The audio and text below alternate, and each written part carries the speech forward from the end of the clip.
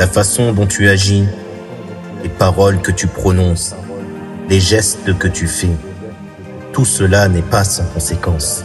Les actes ont un impact.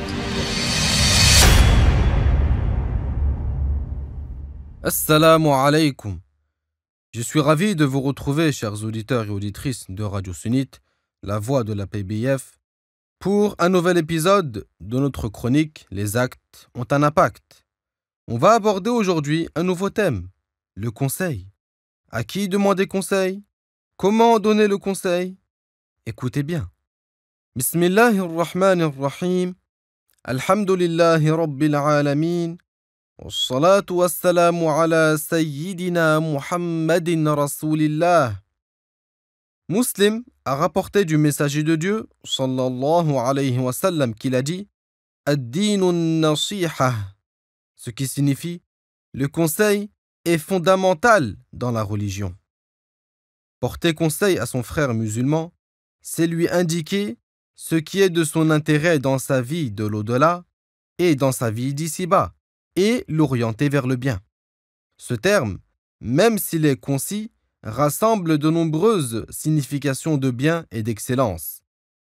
Il constitue un devoir s'il concerne l'accomplissement des devoirs et l'évitement des interdits, car il s'agit là d'ordonner le bien et d'interdire le mal. Le conseil est recommandé s'il concerne l'accomplissement des actes recommandés et le délaissement des actes déconseillés. Ce droit est encore plus important lorsque le musulman demande le conseil à son frère musulman. On ne demande pas le conseil ou un avis à n'importe qui. On recherchera l'aide d'une personne raisonnable, expérimentée, attachée à sa religion et qui fait preuve de piété. La religion est en effet le pilier même de tout bien. Il convient donc pour nous, chers auditeurs, de prendre exemple sur le messager de Dieu, sallallahu alayhi wa sallam, et de prendre exemple sur ses compagnons honorables, ceux qui se donnaient le conseil les uns aux autres par recherche de l'agrément de Dieu. Le frère donnait donc le conseil à son frère et l'ami donnait le conseil à son ami. Chacun d'entre eux était comme un miroir pour son frère musulman. Il aimait pour son frère ce qu'il aimait pour lui-même. S'il voyait chez son frère un défaut, il s'empressait de lui donner le conseil et l'exhortait par recherche de l'agrément de Dieu. Et celui qui recevait le conseil, de ce côté, ne faisait pas preuve d'orgueil de sorte à refuser le conseil, car ils savaient tous que s'ils écoutaient le conseil, s'ils remerciaient celui qui le leur avait donné et qu'ils l'appliquaient, le profit serait éminent pour eux-mêmes. Un savant du salaf a dit « Si tu trouves quelqu'un qui t'indique tes défauts, alors attache-toi à lui. » Il a été rapporté de Omar, que Dieu l'agrée, qu'il a dit « Que Dieu fasse miséricorde à toute personne qui m'indique mes défauts. » Et parmi les exemples de conseils, il y a ce qui est parvenu de Shafi'i, qui avait fraternisé avec Muhammad ibn Abd al-Hakam al-Misri. Il entretenait avec lui des relations très cordiales.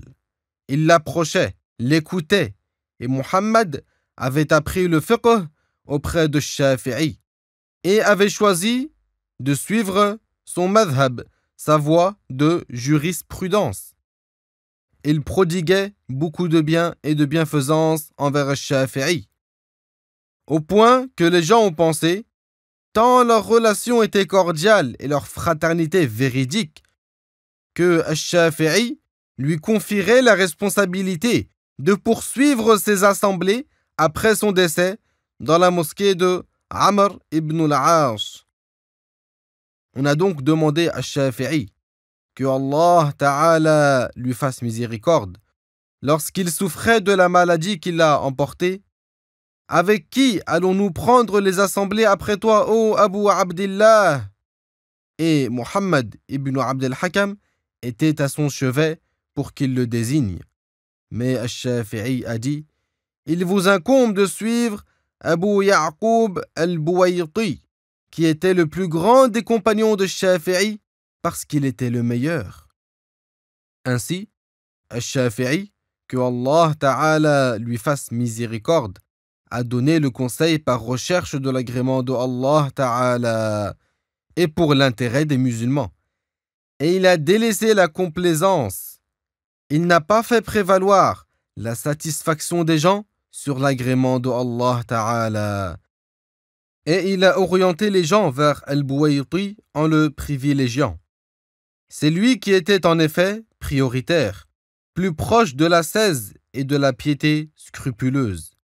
Il était prompt à pleurer par crainte de Dieu et passait la majeure partie de ses journées dans le dhikr et les assemblées de science et la majeure partie de ses nuits en prière et en récitation du Coran. Al-Shafi'i s'appuyait sur lui pour les fatwas et dirigeait les gens vers lui. Ô Allah, éloigne-nous de la complaisance hypocrite et fais que nous soyons parmi les gens qui portent le conseil. Amin. Chers auditeurs et auditrices, votre chronique Les actes ont un impact est terminée pour aujourd'hui. Retenez bien que le conseil An-Nasiha est un mot d'une grande portée. Il englobe le fait que celui qui donne le conseil veuille le bien pour celui qui reçoit le conseil et qu'il agisse en bien envers lui. Je vous remercie pour votre écoute et votre fidélité. Que Dieu agrée votre jeûne. Wassalamu alaikum wa rahmatullah.